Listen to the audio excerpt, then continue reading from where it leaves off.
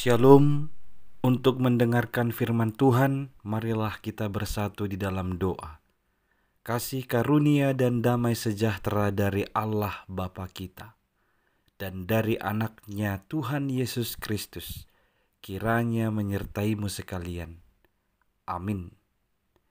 Ayat harian untuk kita pada hari Selasa 23 September 2025 tertulis di dalam kitab Yesaya pasal 54 ayat 10. Sebab biarpun gunung-gunung beranjak dan bukit-bukit bergoyang, tetapi kasih setiaku tidak akan beranjak daripadamu, dan perjanjian damaiku tidak akan bergoyang. Firman Tuhan yang mengasihani engkau. Di dalam bahasa Batak disebut demikian. Ai musat pea kadolok, jala humut talak karobean, alai anggoa siasikku, naso tupa musat sianho. Jala padan nihada meokku, naso tupa humordit, ninna jahoba si asii ho. Jemaat yang dikasihi oleh Tuhan Yesus Kristus, baru-baru ini ada tayang sebuah film di bioskop yang diberi judul Gereja Setan. Sedikit informasi tentang film ini. Orang-orang yang tergabung di dalam gereja setan yang dimaksud itu adalah kumpulan dari orang-orang yang mayoritas orang muda yang merasa bahwa dia telah ditinggalkan oleh orang-orang yang dicintainya, termasuk Tuhan. Dia diabaikan oleh orang-orang yang diandalkannya, orang tuanya sendiri, sanak saudara dan temannya, terutama Tuhan. Karena merasa ditinggalkan Tuhanlah, sehingga kelompok ini membangun suatu pemahaman untuk membenci Tuhan, menganggap dia tidak berguna dan tidak ada kuasanya. Dari cuplikan film ini kita tahu bahwa ternyata prasangka buruk terhadap Tuhan membuat kita akhirnya mengambil jalan yang buruk juga, atau kesimpulan yang buruk juga dalam kehidupan kita. Kalau saya perhadapkan dengan keadaan umat Tuhan, umat Israel, ketika mereka harus terbuang, ketika mereka harus dihukum, perasaan yang sama dengan perasaan orang-orang yang tergabung dalam gereja setan tadi, itulah yang tampak.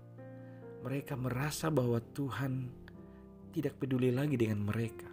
Mereka merasa bahwa Tuhan sudah abai dengan keadaan mereka.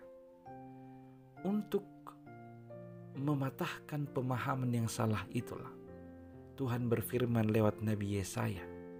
Pada pasal 54 ayat 10 ini Tuhan memastikan bahwa Dia adalah Allah yang penuh kasih setia. Biarpun gunung-gunung beranjak, agaknya sulit kita membayangkan gunung beranjak, tapi seandainya pun gunung-gunung beranjak atau bukit-bukit bergoyang, tetapi kasih setia Tuhan tidak akan beranjak daripadamu, tidak akan meninggalkan kita, dan perjanjian damai Tuhan tidak akan bergoyang. Inilah yang disampaikan kepada umat Israel itu, supaya mereka tahu bahwa memang walaupun Tuhan harus menghukum, bukan bermaksud untuk membinasakan mereka, melainkan untuk membaharui kehidupan. Tuhan menghukum dan Dia akan memberi janji untuk memulihkan umatnya, memulihkan bangsa Israel itu. Sehingga penghukuman itu bukanlah akhir.